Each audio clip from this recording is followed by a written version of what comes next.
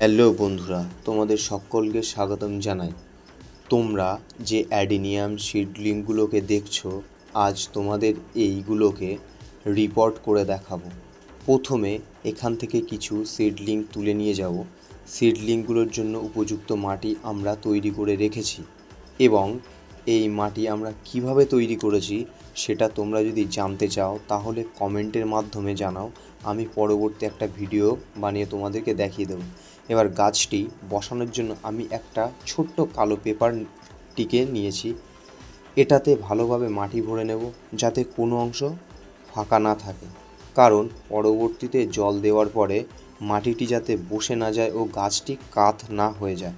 গাছটি বসানোর পরে হাতের দুই বুড়ি আঙুল দিয়ে চেপে দেব যাতে গাছের গোড়ার মাটিটি টাইট হয়ে যায়। এরপরে গাছগুলিকে আমরা সেমি শেডের নিচে গিয়ে রেখে দেব এবং যে কোনো এক প্রকারের ফাঙ্গিসাইড স্প্রে করে দেব যাতে করে গাছের কোনো রকম ক্ষয়ক্ষতি না হয়, সেটার দিকেও আমাদের খেয়াল রাখতে হবে।